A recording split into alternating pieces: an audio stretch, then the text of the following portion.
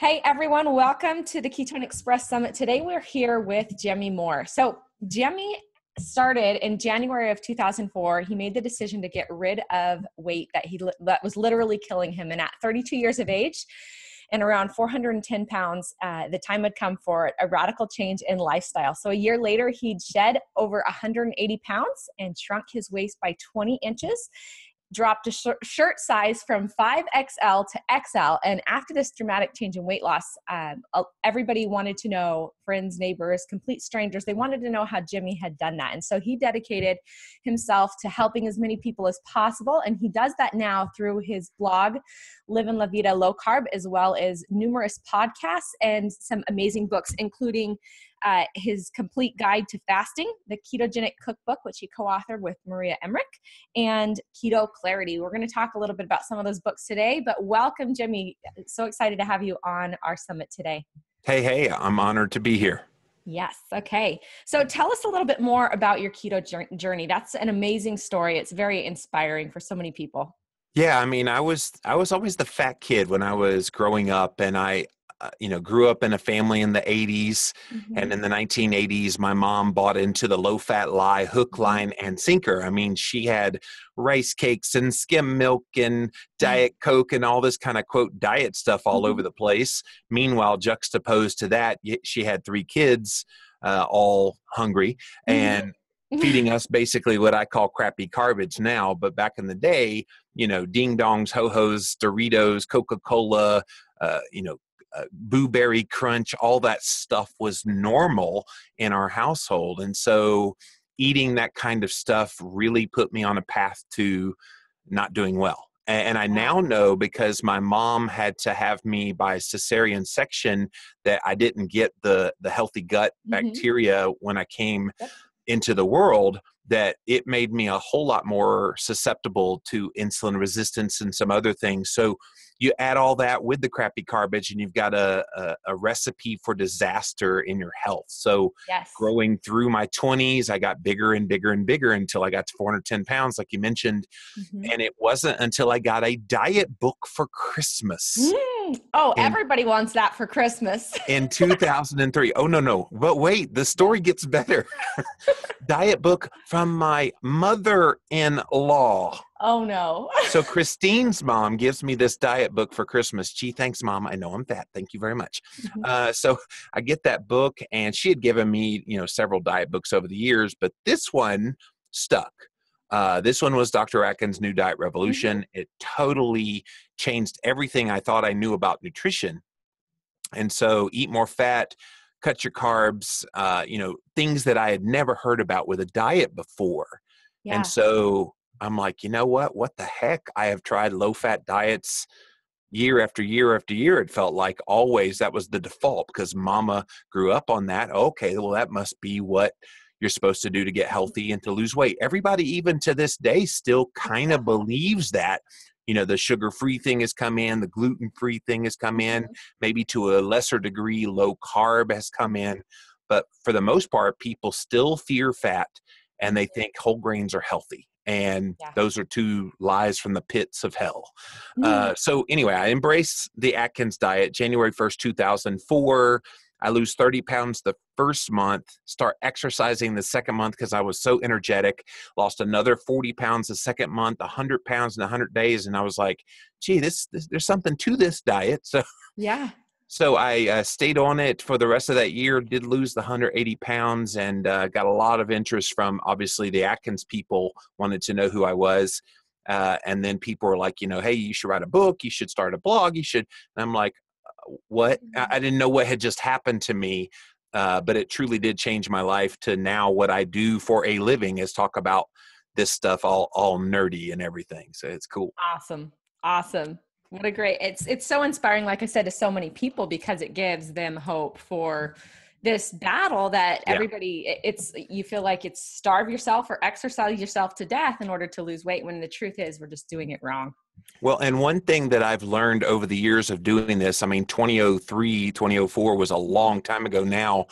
One thing that I thought at the time that I no longer think is that it's all about the weight loss, that you have to lose weight or Amen. else, and that Yeah. the weight loss is the goal. No, health gain is the goal. And if you're getting healthy, then you should lose weight in the process of that. Yeah. So if somebody is doing all the quote right things in their diet, and even a ketogenic diet, or even doing some fasting, and you're still not at the weight you want to be, let me encourage you that that's not what's most important. Keep an eye on all those health markers, which we can definitely get into some of the ones to pay attention to, because I think that tells the tale so much better of where you are in your state of health than your weight does.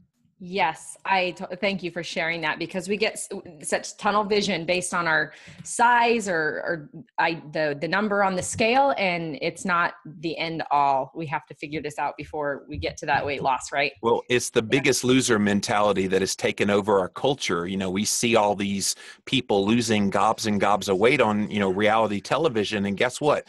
It's not reality. That's not even close to being reality. So you got to let those things go and realize that there's so much more to this than just your weight. Yeah, we need a ketogenic reality TV show. Yeah, that I'm would be game for fun. that. Yep. Yes. Okay. Eat more bacon. Eat more bacon. Yep. Harder, harder, harder. Okay, Sorry. so this is a dumb question, but just so our Yes. audience, because we have our audience is, all different levels and conversion to the ketogenic diet, should we say. Is the keto diet here to stay, in your opinion? I think it's been here. And Yeah. so it's just having a nice Renaissance revival. But the ketogenic diet has actually been around as a term since 1921. That was the year that it was, I guess the term came out, ketogenic diet. But it was actually for epilepsy control and diabetes control. And, it's long been used therapeutically. So for people to say, Yeah. well, this keto diet is so brand new, I'm like, wow, it's the longest running fad I've ever heard of before. Yeah. It's been out there for almost 100 years as a term, never mind people like William Banting that implemented a lot of the, key strategies of it from it was 1860s when he was doing it. So, I mean, it's been around a very long time. Okay, so Jimmy, you wrote a book called The Complete Guide to Intermittent Fasting, and yes, awesome. Yep, we totally want to talk about this book today. So anybody who's been around the ketogenic diet for any period of time really has heard it in conjunction with the term fasting or intermittent fasting. Can you tell our audience what those terms mean? Or as I like to call it, the other F word. So, because I used to think fasting was an F word, because I thought it was kind of nonsensical that you would ever want to starve yourself. That was the mentality. And a lot of people, when they hear fasting, they hear even intermittent fasting, which I call normal now. I don't even think about intermittent fasting anymore, but longer fasting, can be intimidating for some people. So what is intermittent fasting? So let's imagine your last meal of the day is 6:00 at night. Okay. Then you wake up the next morning and you're like, I'm not really that hungry. And so you don't eat breakfast. Well, then you have a nice meal at lunchtime, right around noon. Well, guess what? From 6:00 p.m. until noon the next day, that is an 18-hour period of time that you didn't eat anything. And yes, you can do that. You will not die if you go 18 hours without eating, which means you have this feeding window from noon until 6. So that's what's called an 18-6 IF, intermittent fast. Okay. And the benefits of that, you're just letting your pancreas have a break. You're able to lower inflammation levels. There's so many benefits that we did talk about in that book about doing even a basic fast like that. And here's the cool thing. When you're ketogenic, doing something like that is so extraordinarily easy because you find that you fall into a 1, maybe 2 meal a day pattern anyway. People will sometimes say, well, breakfast is the most important meal of the day. We've all heard that. We've heard quote unquote studies that show that. And I agree with them. Breakfast is the most important meal of the day. I just don't think it has to be at 7:00 in the morning because look at the word. It's break fast. So your break fast can be anytime. So if you had that last meal of the day at 6 and you wake up the next morning, you're not hungry, your break fast could be at noon. And Mhm. that's okay. I think we have so many cultural things surrounding the way we eat, the way we choose to live our lives, that people are just they're caught in a rut of what they think they know Yeah. and not what is actually true. Right. It's all up here, right? It's misinformation that we've been given that's keeping us on a track to poor health. Right. Well, it's like the whole idea of you have to eat every few hours in order for your blood sugar to be stable. Mhm. So you say breakfast, snack, lunch, snack, dinner, snack, midnight snack, and you're constantly eating all day. Is that Mhm. really healthier for us than if you eat one, really solid meal that's satiating and delicious, maybe two during the daytime? I don't know. I don't think so. I think the more you let your body relax from having to work so much, I think the better off your body is. The lower your inflammation levels are, the Mhm. lower your insulin levels go. That's nothing but a good thing. Yeah. Okay. So let's get into some of that nitty gritty. Like, why is this a good thing? What are the benefits? So, Yeah. starting with the inflammation, or not the inflammation, the insulin thing. Why is insulin a bad thing? And how are we contributing to this problem with insulin the way we're currently eating? Sure. So my co-author on the Complete Guide to Fasting is Dr. Jason Fung, Mhm. and if you followed his work at all, definitely go check him out. Look him up on YouTube. Just type in Jason Fung on YouTube, and you'll find he talked a lot about this whole insulin issue, and this is what led him to looking into fasting. And he was putting patients on keto, and keto was lowering insulin to some modicum of success.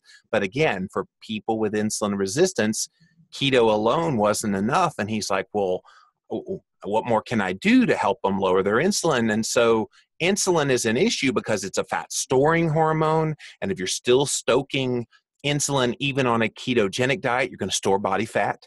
And Mhm. so what can you do to lower insulin even more, even beyond a ketogenic diet? Well, guess what? Not eating at all does it Mhm. like a champ. And so that's when he started looking into fasting. And of course, depending on the individual, you start off with an intermittent fast of that 18-6, like we just talked about. Maybe you push it to a 20-hour fast and eat within a 4-hour window. And then Mhm. sometimes you just say, you know what? I'm not going to eat today. I'll eat tomorrow. And then I won't eat the next day. And then, and so forth and so on. That's called alternate day fasting. That's very effective. It ends up being around a 30 something hour fast when you do it that way. And keep in mind, most of this fasting happens while you're asleep. So Exactly. you don't even know, it seems so daunting. Oh my gosh, 18 hours. Well, you're not awake the whole 18 hours. You're sleeping most of it. So that's kind of the cool thing. And then some people have to do these longer fasts in order to get the insulin down. I found that when I started writing the book with Jason and I started doing some of the longer fasts, I found I could do very easily, 3, 4, 5 day fast, and it wasn't a big deal, which then made me want to go, okay, well, I'm getting these benefits in these few days. Let me push it a week. Let me push it Mhm. 21 days. And so now I've done like several 21-day fasts. And it's helped. I think it's a cumulative effect. I think sometimes people are like, well, I tried fasting one time and it didn't work. And I'm like, you didn't try fasting. It's kind of like people that said, I've been on keto for a week. I don't see any results, so I'm going to quit. Well, of course not, dummy. It takes 4 to 6 weeks to get keto adapted. So I think, again, culturally, people give up way too soon before they see results. Yeah. Okay. So let me just recap what you just shared there too. So we've got the 18-6, which is you fast for 18 hours and you're eating for a 6-hour window. Yep. Then you've got the alternate day fasting, which you said was, explain that again, kind of in the time. Yeah. So if you eat on Monday, you don't eat Tuesday, you eat on Wednesday, you don't eat Thursday. It ends up being, Simple. yeah, I mean, you just don't have your meal for maybe 32 to 6 hours. And yeah, most people that's doable once you get Okay. keto adapted, especially. Yeah. And then you can move, if you need to, move into these different work longer. So 5 day, 7 day, And 21 not day. everybody needs to do the longer. That's the Yeah. key here too. I'm Mhm. significantly insulin resistant. You don't weigh 400 plus pounds in your life and Mhm. not deal with insulin resistance. Even all these years later, after being successful, that underlying insulin resistance is still there. And I got to tell you, I hit 40.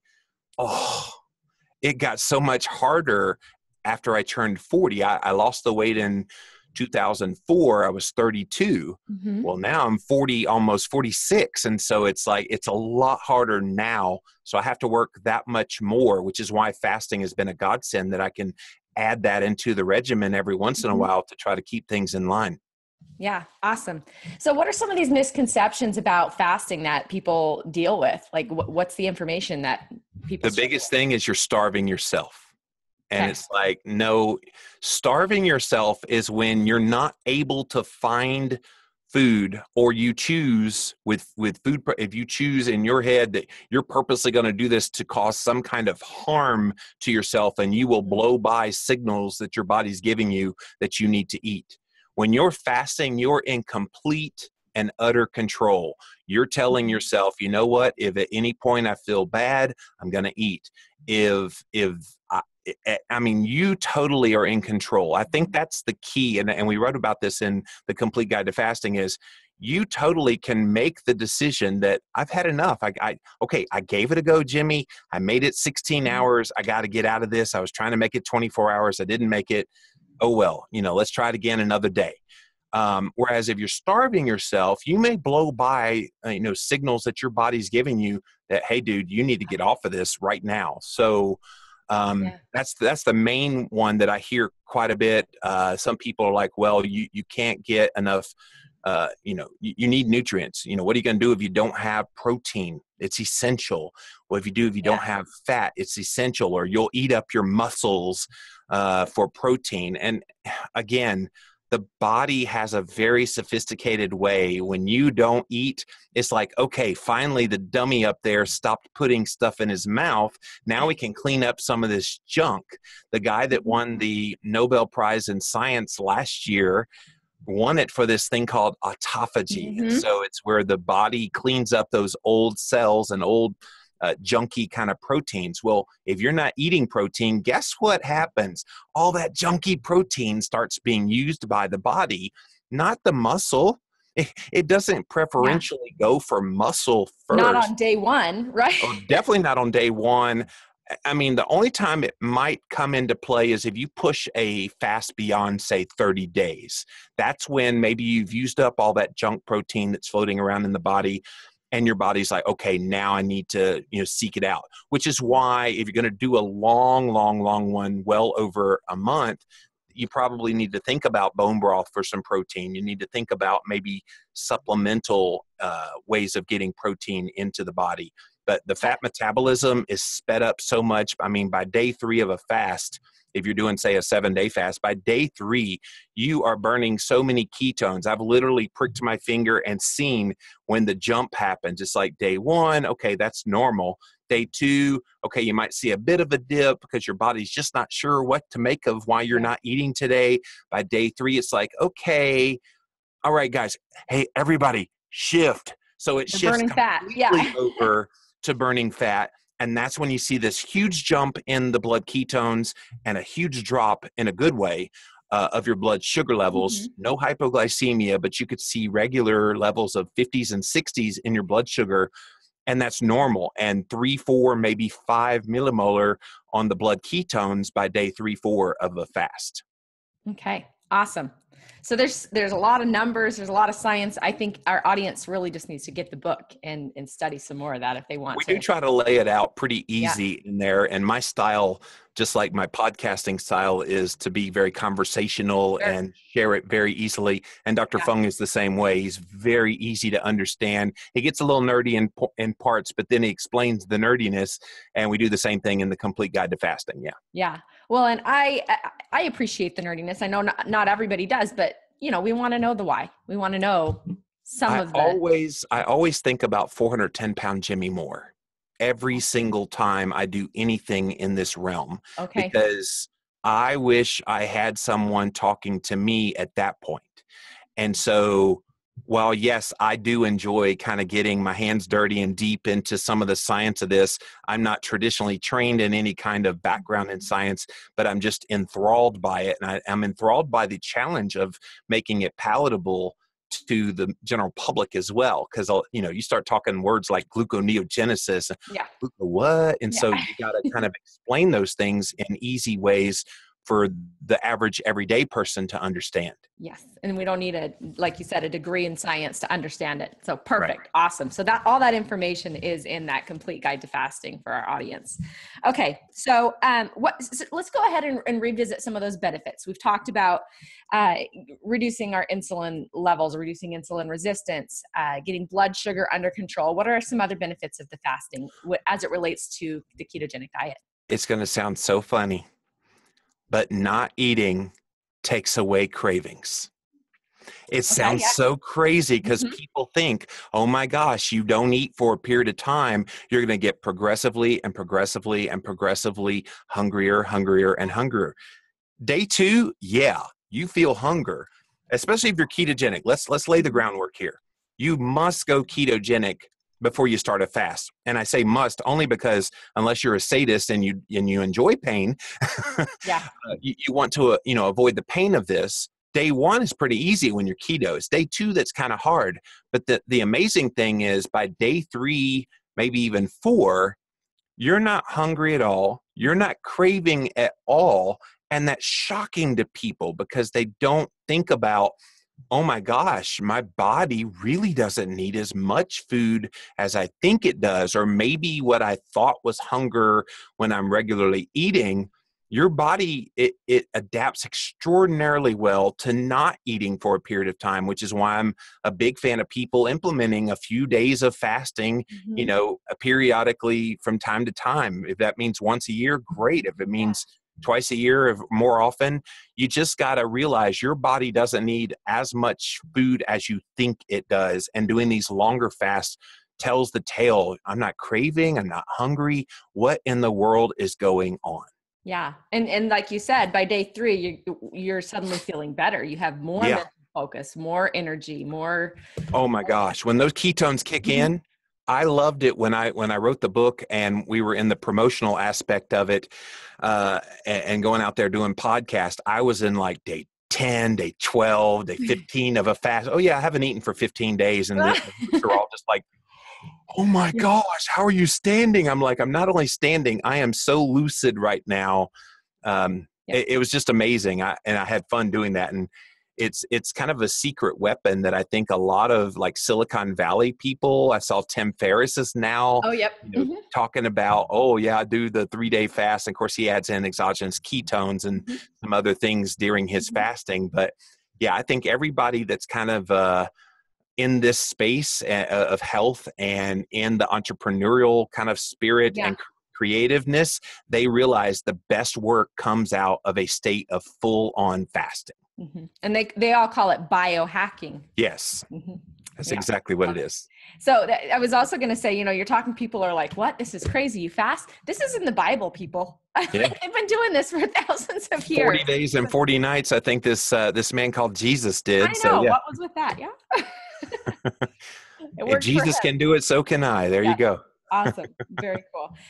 So one of the reasons, wouldn't you say that one of the reasons that people start feeling better on this fast and those cravings we were talking about, they're going away, it's because of the insulin thing again, right? Blood sugar. Oh, absolutely. I mean, you stop stoking the pancreas to squirt out insulin, and people don't realize it. I think one of the reasons why insulin isn't on the radar screen of so many people is they automatically equate it for people with diabetes.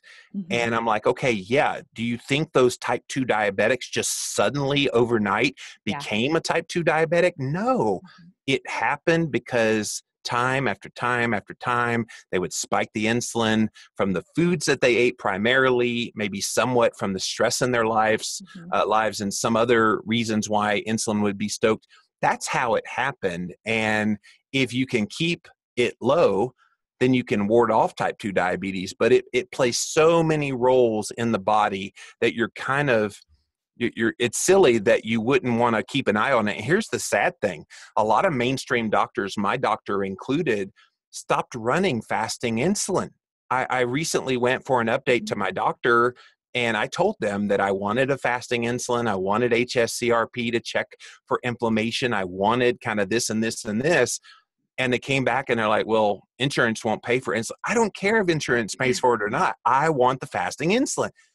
And he didn't run it. And I had to fire my doctor is like, come on. In this day and age, why would you not, especially if a patient asks for it, why would Right. you not run a simple blood test that costs what, $50 for Right. insulin? Uh, yeah, I'm frustrated with the mainstream medical system because I think it has let down so many patients that need to know that level, and they don't because they're not running it anymore.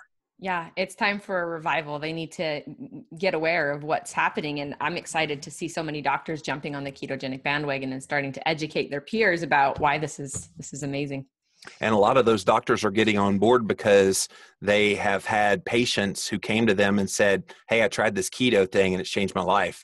Yeah. And the doctor can't deny the radical improvements that Yes. happen. So yeah, it is exciting. I do anticipate we'll see a whole lot more of that here in the next few years as the keto freight train continues to go down the tracks. Absolutely. Okay, so we talked a little bit about those health markers. What are some health markers you think people should pay attention to with a ketogenic diet and intermittent fasting? Yeah, so I've already mentioned a few of these, but it bears repeating. Some things you can do at home, very simple that you can do at home, is a blood sugar meter. Get you a glucometer. You can test your blood sugar. I think you need to know where you stand in your blood sugar because it does tell the tale. If anything happens in your health, it's going to show up on that blood sugar meter long before it manifests as a symptom, in your health. So test blood sugar. And then as far as doctor tests that you can have run, the fasting insulin is really good. There's this thing called a 5-hour GTT with insulin. So that's a 5-hour glucose tolerance test with Okay. insulin.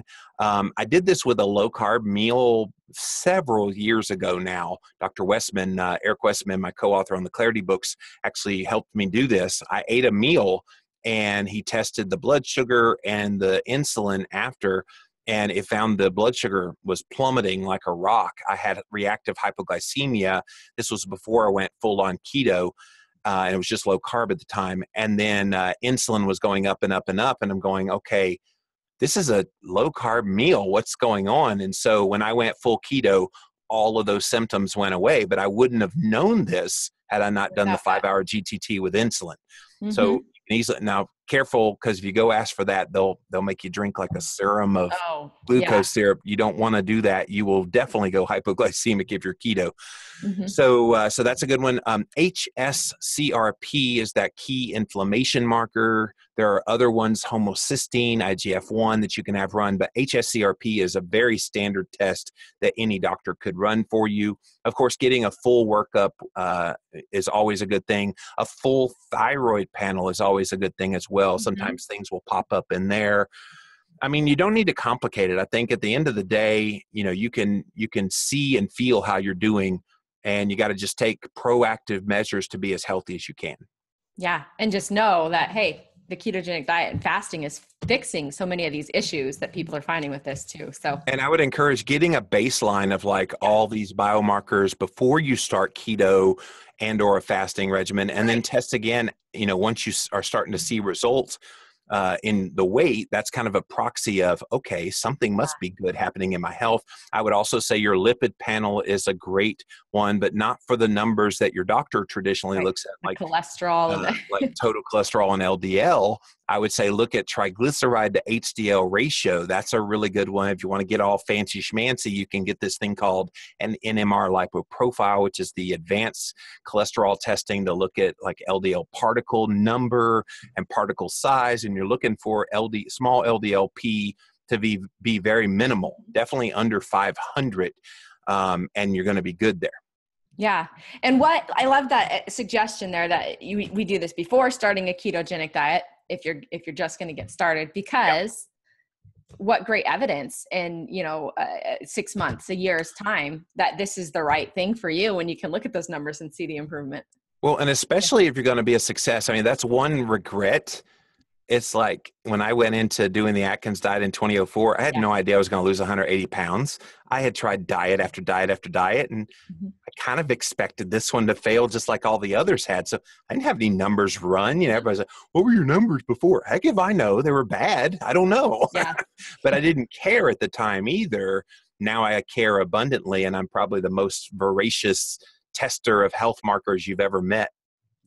Awesome. Good. So finding a doctor who understands that. And do you mention some of these tests in Keto Clarity and Yeah, also and the cholesterol clarity as well. We have a lot of these tests listed. Yep. Okay. So if you want more information on those tests, read that book or those books. There's two of them. Okay. Awesome. All right. So let's talk about what advice would you give someone who's on a ketogenic diet, specifically those that are maybe thinking about fasting but are afraid to do it? Like, I think there's so many things that play into it. They're just afraid that this is going to be really miserable. Get over it. Okay. I mean, seriously, just get over it and do it. I'm one of those, so sink or swim, I'm diving in kind of people. I think that's the only way for you to just, because otherwise you'll say, well, I'll do it tomorrow, and tomorrow never comes. Yeah. So whatever you're doing, if you're in your head right now saying, yeah, this sounds really interesting, I'd love to try it, I'm going to do it tomorrow. No, start now. So you're listening to this right now, you're watching us on this. I say, don't eat anything starting right now. Okay, maybe go get you a snack right now and then start right now. Some coconut oil. Yeah, exactly. Okay. And so I go think 18 hours. and well, even not even that. Let's just say, I don't know when people are going to watch this, but let's say you're watching it at noon, and so try making it till tomorrow morning. And then you've done a pretty good amount of time of fasting, like 17-ish, 16, 17-ish hours. Don't get up at 2:00 in the morning just to eat though. So I think, starting small. Well, first of all, go keto. If you haven't already gone keto, go ketogenic and get your body used to burning fat for fuel efficiently. And then allow your body periods of time without eating. Well, here's the dirty little secret. It's going to happen automatically. On a ketogenic diet. Force on a ketogenic diet. You don't have to force intermittent fasting. I remember when I went full on keto, and I was doing an experiment of it in 2012, like actively testing and all this. My wife, Christine, looks at me one day and goes, "When's the last time you ate?" And I looked up at the clock, and it had been 24 hours. I had totally forgotten to eat. I mean, this is a man who used to drink 16 cans of Coca-Cola a day. I used to eat whole boxes of Little Debbie snack cakes. I would eat fast food like it's going out of style. I mean, I didn't forget to eat in my past. And here I was not eating, and that's the other difference too. When you go keto and or fasting, you kind of go, I could eat, rather than, I got to eat now. You're not hangry. You don't have the hangry. And again, it's that insulin thing, right? Like on a ketogenic diet, you're not having the swings with the insulin that are making you starving and hangry. And and I think you need to notice how you feel as you're fasting and on a ketogenic diet and say, okay, is it my head that's telling me I need to eat, or am I really hungry? And don't discount a Pavlovian response as well. Just because it's 5:00 and that's when you usually have been eating, your mouth may start watering and you may hear a few little grumbles or whatever in your stomach. That's not necessarily hunger. That's your body saying, okay, dummy, you've conditioned me to think I'm getting food at this time. And so sometimes it just takes drinking a glass of water, maybe putting a little bit of salt underneath the tongue. Dude, when you're fasting, salt is such the elixir, you have no idea. So get you some pink Himalayan sea salt. Good salt. Anytime you get the good salt, anytime you get that hankering for food or you think you're hungry, stick it underneath your tongue and just let it kind of ooze in there, and it'll get in your system. It will vanish within seconds when you do that. It's amazing. Hey, great tip there. And just to say, I totally get what you're saying too, like the Pavlovian thing, because I'll be busy and forget to eat, like you said, or if life's slow and I look at the clock, it's like, oh, I'm hungry. But if I'm busy, I don't notice I'm hungry until much later. So take all the clocks down in your house and in your place of business. Except for the iPhone. Then you can check that every once in a while. You need that. Okay. So we've covered so much stuff here today. Is there anything else that you want to leave our audience with, Jimmy? I am always game for just answering what I think people are interested in. I think I said it at the beginning, but it bears repeating. Focusing on health gains is so worth all of this. And I know people get so easily frustrated. I get maybe 400 or 500 emails daily. And most of those people are like, I've done this keto and this fasting thing for a period of time, and I've seen this and this and this change in my health, but I'm still not seeing the results that I like and want in weight loss. What am I doing wrong? And I'm going, okay, maybe you're not doing anything wrong. And keep in mind that the weight, while you don't want it on your body, may actually be protecting you from things that might have happened had the weight not been there. Because weight doesn't just come on the body by accident. It has a purpose. It's like cholesterol in the blood. People think, oh, I don't want higher and higher cholesterol. Well, high cholesterol can be a good thing if it's protecting you from the inflammation that's in your body, which is the role of cholesterol. It goes to try to heal those areas of the body that have inflammation. So high cholesterol and high, not morbidly high, but high body weight can be a good thing in the right context. I say be patient with yourself, love yourself, and realize that you're on the right path to health success. Good advice. And just focus on, again, healing your body and not the weight. And it's going to be a side effect of that over time. And even if it never fully gets down to where your brain tells you want your goal weight to be, at this point in my life, I don't really care anymore. Doesn't mean I don't want to lose weight. I would love to lose some more pounds, but as long as my health markers are in order, who cares what the weight is? Yeah. It's just this mental idea that we've created due to society's influence as well as our own idea, huh? Yeah, if another perfect little perky little trainer tells me I need to just cut my calories and eat less fat and blah, blah, blah to lose weight, I'm going to slap them upside her head. Yeah. I love it. Okay. Well, thanks so much. Keep it real if you hadn't noticed. Yeah. Love it. Love it. Can you tell our audience where they can find you and where they can get your books?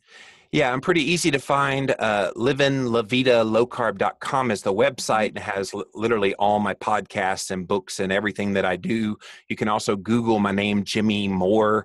And I think the first 2 pages is all my stuff. But I'm out there. You can't miss me. No, you cannot. And so many great, like we said, go check out his podcasts, read his books. There's so much good information there. So thanks again, Jimmy. Appreciate you being on the KetonExpress Summit today. KetonExpress. Choo-choo! Yay. All right, everybody. Have a great day.